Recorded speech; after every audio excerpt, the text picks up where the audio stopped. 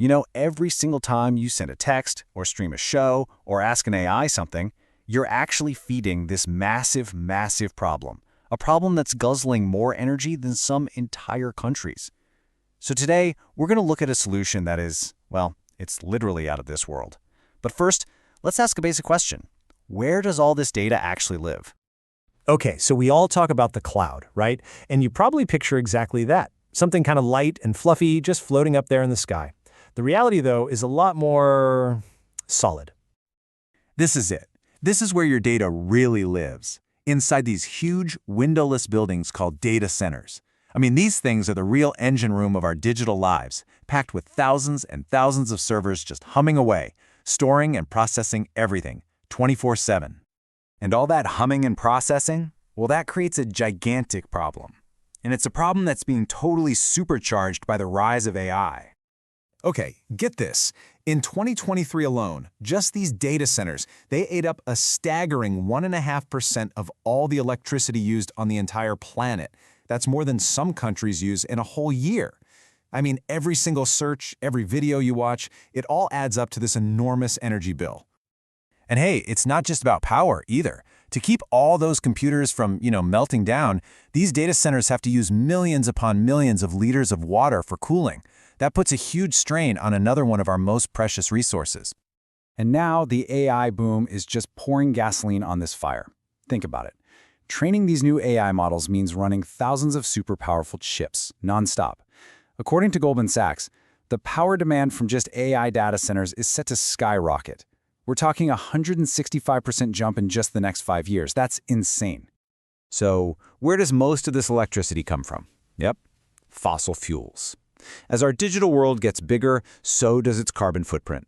The bottom line here is, this whole path is just completely unsustained. So, we've got a huge problem, a really big one. And the tech giants, they know it. They're scrambling, trying to find solutions. But when you start running out of resources here on Earth, where do you turn?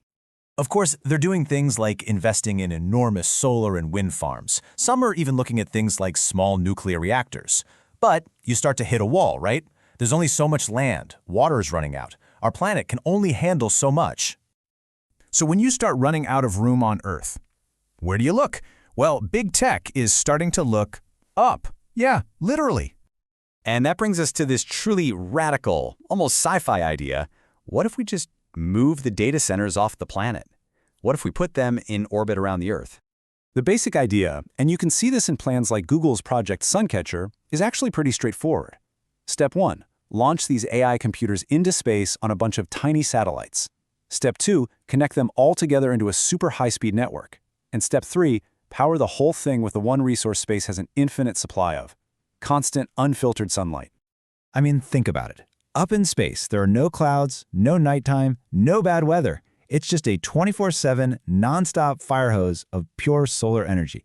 And what that means is that solar panels in orbit can be up to 8 times more efficient than the exact same panels here on the ground. That is a total game changer. And look, this isn't just some far-off sci-fi dream. The race to create space data centers is happening right now. Google's already planning its first couple of test satellites for 2027, and you just have to follow the money. The market is projected to hit almost $2 billion by 2029 and then soar to over $39 billion by 2035. This is serious business. But okay, let's be real for a second. Sending our entire digital infrastructure into the vacuum of space, yeah, that comes with its own set of absolutely massive challenges. You've basically got 3 huge hurdles to clear. First off, just getting there. A single rocket launch spews hundreds of tons of CO2 into the atmosphere. Then, there's the environment itself. Space is incredibly hostile, blasting satellites with crazy radiation and wild temperature swings. And finally, you have space junk. Every new thing we put up there just adds to the clutter and increases the risk of a huge chain reaction collision. But for every one of those challenges, the industry is already working on an answer. That harsh environment? Well, Google has already put its AI chips through intense radiation tests, and guess what? They survived.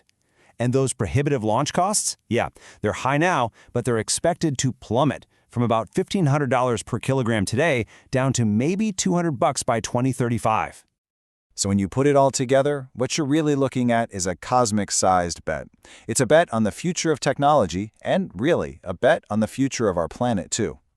The ultimate goal here is a pretty simple trade-off, really. We use the basically infinite resources of space to power our insatiable demand for computing so that our planet Earth can be a little less burdened by it all. So I'll leave you with this question to think about. Is this the future? Is outsourcing our digital brain to space the next giant leap for AI? Or is it just another crazy moonshot, one that's destined to fail? Whatever the answer turns out to be, one thing's for sure. It shows just how far we're willing to go to power the future we're building.